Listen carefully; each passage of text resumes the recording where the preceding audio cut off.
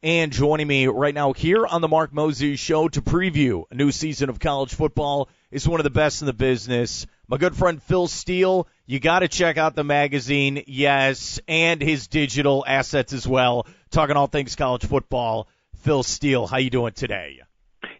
I am doing great, Mark. How about yourself? I'm doing just fine, buddy. Did you get a vacation before we get to the chaos this fall? I'll start there. Actually, this is the very first year in my life, Mark. I took a 2-week vacation. I went to Europe with my daughter. I went to Paris, Rome, Venice, Munich. It was really interesting. And 2 weeks away from work, first time in my life. That is awesome, dude. Does anyone over there even understand what college football is when you explain it to them? No, there is no knowledge of college football. In fact, they don't even have sports teams in college. I would bring that up in conversation sometimes. Their colleges do not even have sports teams. Well, I hope you had fun with your family on that trip, man. That sounds fun. Let's go around the state of Florida here with Phil Steele. Let's start with the Gators. Year 4 for Billy Napier. What are your thoughts on this team? Love the job Coach Napier's doing. And you go back to last year, I was talking to Coach and I said, hey, man, that schedule, Coach, it's the toughest in the country. And he said, Phil, at the end of the year, it might not be number 1. And it wasn't. I think it finished something like number 10 or 11. Still very tough. But what he meant by that was, if they beat a couple of teams like they did, LSU, Mississippi down the stretch, all of a sudden the schedule didn't appear as daunting. And I love the overall talent he has. When Napier took over, they had gone through a couple of years of poor recruiting under Dan Mullen. I think that Napier has much upgraded the recruiting. It's his 4th year. Everybody's bought into the system, and they've got plenty of talent. And DJ Lagway, if he's 100%, one of the best quarterbacks in the country. Love Jaden Baugh at the running back spot. They've got dangerous receivers with Eugene Wilson and Sturdivant, the offensive line. Coach Napier said it's the best group he's had since he's been here. And the defensive line is the strength of the defense with Tyreek Sapp, Caleb Banks, George Gumbs. Now, the schedule is, once again, a killer schedule at LSU, at Miami, at Texas A&M, at Ole Miss, and then also Georgia in Jacksonville, and, playing Miami at Florida, as mentioned. It's a brutal schedule, but I think this Gators team capable of doing even better than last year's 8-win total. I've got them my number 11 surprise team in the country. It wouldn't surprise me if they're contending for a playoff spot. Really like the talent and the way that Napier's built this squad. You bring up DJ Lagway. What makes him special, and what do you want to see from him this fall under center for Florida? I'd like to see him stay healthy the whole year. Last year he was 6-1 as a starter. I love that. And the couple of games he played, he couldn't even run the ball, and yet was very effective. I think when you look at him, he is really developed as a leader, good competitor. He's got the arm talent, and he's huge. He's 6'3", 241. He can run the football. As long as he stays healthy, I think they're in great shape at quarterback. The SEC voters picked the Gators to go, I think, 5 or 6 overall. So what does that mean? Because you brought up a playoff opportunity maybe for Florida. Would that be a successful year for Billy Napier then? To make a playoff? Yes. That'd be a very successful year. Against this schedule, I think you could take any team in the country, put them against Florida's schedule, and say making the playoffs would be a very successful season. Let's go to Florida State then here with Phil Steele joining us here on the Mark Moses Show. A disaster of a season. That's the best way I could describe it last year for Mike Norvell. What are your thoughts then on the Seminoles trying to bounce back here in 25? Well, Mike Norvell knows how to operate the transfer portal. We saw that in 2022. We saw that in 2023. I think one of the negatives maybe of the transfer portal and having a team build around the transfer portal would be what happened last year. And basically, you wonder about the team concept. You have all these new players coming in. Are they really bought in as a team? What happens if things go bad? And when things went bad last year, boy, they really got bad down the stretch. But I think this year they should be more cohesive. They'll get off to a better start. Now, the Alabama game will be tough, but after that, I could see them getting off to a really good start to the season. I like Tommy Castellanos at quarterback. He's a guy that fits the system well. I love the addition of Gus Malzahn as the offensive coordinator. You look up front, they went out and got 4 guys with a lot of experience coming in. Once again, a bunch of transfers. They added transfers at receiver like Squirrel White. And, you look at the defense loaded with transfers. I think the key is Mike Norvell has got to hit more home runs in the transfer portal. I believe they will. And if things don't go south early, maybe this team sticks together better. I see a much improved team this year, one that's closer to what they were back in 22 and 23 than they were last year. I wouldn't put them right up there with the very top of the ACC, but I think it's going to be a much better year for Florida State fans. You bring up Gus Malzahn. It feels like, are there 2 head coaches now? Is Gus just going to do the offense? What do you think, Phil? Yeah, Gus is just going to do the offense. I think he's really happy with that. Talking to Coach Malzahn when he was the head coach of UCF, there is a lot on the plate of a head coach, and it is just so much fun, so much more fun, I should say, actually just calling plays and being a coach rather than dealing with all the NIL and salary caps and things you got to go through. So I think you're going to see Gus Malzahn at his best as an offensive coordinator, and he's going to be pretty happy in that role. What is your prediction for Florida State then? Florida State, I think you're looking at 8 wins, maybe 9 wins this year. I've got them underdog against Alabama, at Clemson, and at Florida. Other than that, they've got some winnable games on the schedule. Playing Miami of Florida is going to be big on October the 4th. That game probably determines whether they're an 8 or a 9-win team this year. Okay, you bring up the Hurricanes. They bring in Carson Beck. What are your expectations then for the Miami Hurricanes this fall? They bring in a lot of players as well. And we're talking to Coach Cristobal. He was even talking to him in the time I did. He was trying to find players. I think the call got interrupted by a player at one point where he was trying to land. So, this is a coach that's upgrading the roster. You go back to last year, they had 1 loss. They had an 87% chance of making the playoffs when they're playing Syracuse, and they just came up short in that game and ended up missing out on the playoffs, and that really hurt. Now, he's very high on Carson Beck, feels he's going to be a solid QB, felt that coming into the season last year, he's thought as one of the best QBs in the country, and likes him a lot. You look at the running back core led by Mark Fletcher, the offensive line, that's his baby this year. They are loaded up front. They've got a couple NFL guys with Denise Cooper and Mauiaga, and then you go to the defensive line. I think bringing in Corey Heatherman as a defense coordinator is going to be big. Last year, their secondary was a big weakness. They were banged up and not very good. They had to protect them by maybe not blitzing as much. Well, you're going to see Messidor and Bain coming off the edge more this year. I think you're going to see a vastly improved defense. So offense may not be as potent as last year. They averaged 44 points per game, but the defense will be much better. And I think they're a legitimate contender in the ACC. The key game for me, if you're Miami, is at SMU November the 1st. I believe the winner of that game is playing in the ACC title game. Okay, I'm 43 years old. The last time Miami won a conference championship, I think I was in college. How about you, Phil, when you think about it?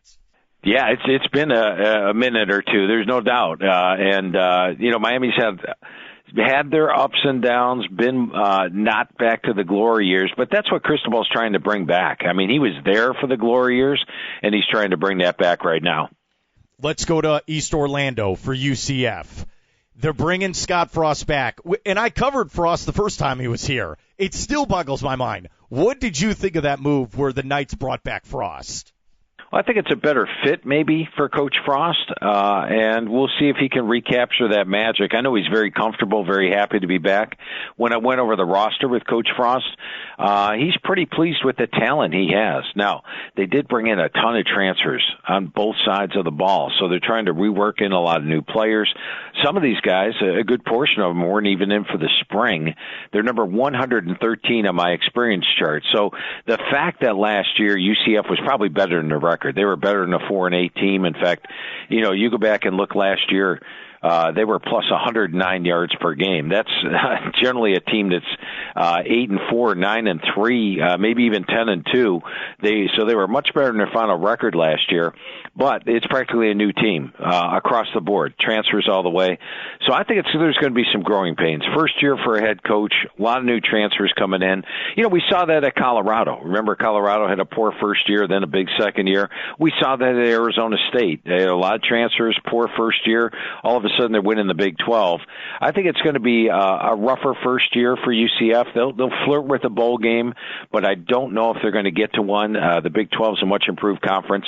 But I do think when you look at UCF in the future, it'll be back on the rise. Who's going to play quarterback? Is it you, Phil? Is it me? What's going to happen?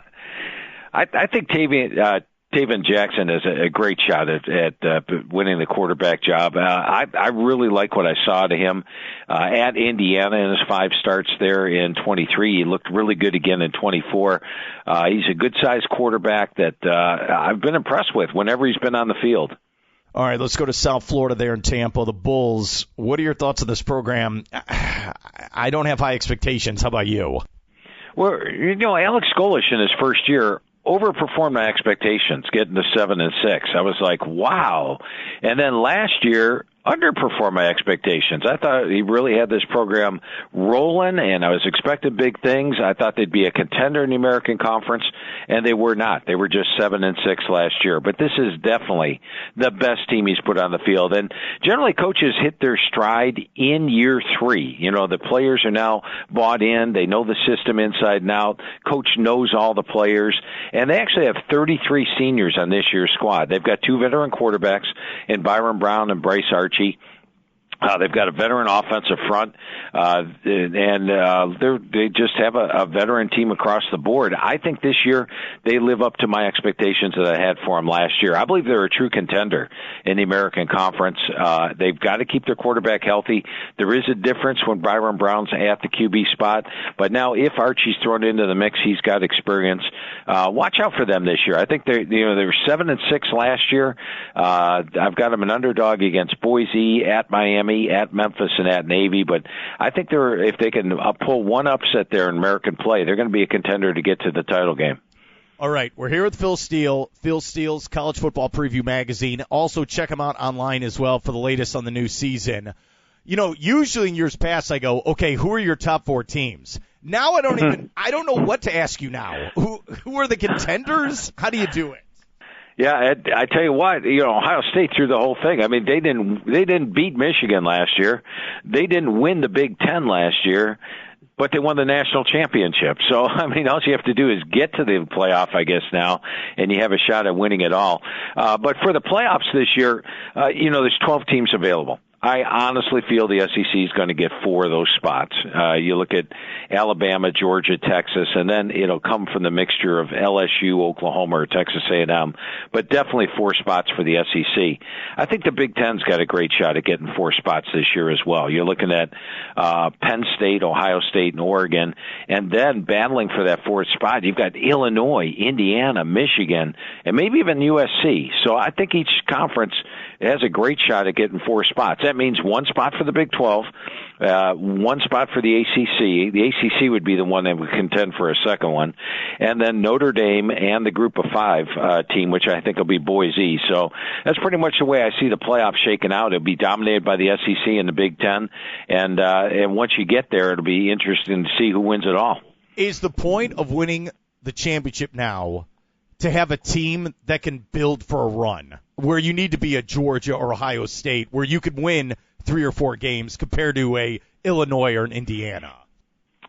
Probably. Depth, I think, is going to be very important. And we learned that last year. You go back to the national title game. Notre Dame was without their top defensive lineman and their top offensive lineman in that game due to injury.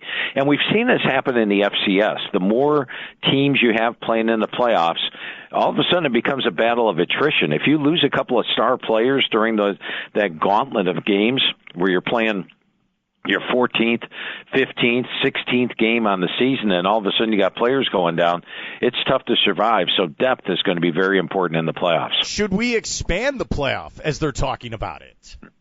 Naturally, Mark, they will expand it. I mean, we knew that whenever you expand it, then the next step is, well, we need more. I think they go to 16 teams. And honestly, the Big Ten saying we should have slots, and the SEC is more to the 5-11. I think they go to the 5-11, and I really don't think there should be guaranteed spots for a conference. Go ahead and earn it on the field. All right, let's end with this with Phil Steele, and I appreciate you coming on. Okay, Heisman contenders. Do they just give it to the Manning kid in Austin, or are there other contenders here? Yeah, I think I've got him up there. I've got him as my number 3 for the award right now. You have to look at a guy like Drew Allar of Penn State. I think Penn State's going to have a great year this year, and he's a veteran senior quarterback, one of the few veterans returning to one of the top teams in the country, a team loaded in talent, so keep your eyes on him. And DJ Lagway of Florida, I've got number 4. I think if he stays healthy all year, Florida's going to surprise some folks. Number 2, I've got Garrett Nussmeier of LSU. Threw for over 4,000 yards last year as a better supporting cast receiver-wise. Offensive line's my biggest question. They lose 4 draft picks off that offensive line, but they're going to have a potent offense. But the guy I went with to win the Heisman this year, Mark, is Cade Klubnik of Clemson. And 2 years ago, he had a banged-up receiving core. I mean, a lot of his top guys were injured. Last year, he got those injured players back. Plus, they added a couple of players, and all of a sudden, he was a 4,000-yard passer with a 36-6 ratio. Well, this year, he's got my number 2 receiving core to throw to. He's got my number 2 offensive line in front of him. And when you look at Clemson's schedule, I have them favored in all 12 games. So if you're a quarterback throwing for over 4,000 yards with a great ratio, a tremendous supporting cast, and you go undefeated, I think you got a great shot winning the Heisman. Great stuff, Phil. Before I let you go, how can we check out the magazine and all of your great insight for college football? You're a heck of a guy, Mark. Now, the magazine is only available at 2 brick-and-mortar places. I'm talking about Barnes & Noble and Books A Million. So don't be driving around looking for Kroger's or any place like that. Just Barnes & Noble, Books A Million. Now, they sell out at the end of July, so make sure you get your copy now. 360 pages, 2 full pages on every single team. It's like getting 136 media guides rolled into one. Barnes & Noble, Books A Million, or you can go online to philsteele.com. Now, philsteele.com is loaded with information. I'm limited to 360 pages in the magazine. I've got unlimited pages on the website. But if you order there, I charge you a shipping charge, but we give you the digital magazine for free. And the digital magazine's actually updated all the way through September. So if anybody gets injured, it'll be noted in there. So that's philsteele.com, which also, by the way, Mark, we have an FCS magazine that's up right now with 2 full pages on every FCS team. Check it out at philsteele.com. My favorite part of this conversation, I always love talking to you, was you're talking to Mario Cristobal, and he cuts you off because recruiting never stops. He had to keep it never ends, dude. Never ends. And he said, I'll be back in 5 minutes, Phil. And he just had to go ahead and address that. Yes, it's a non-stop thing nowadays. Phil, thank you so much for your help, and have a great season, all right? Thank you, Mark. A lot of fun talking football with you, as always, my friend.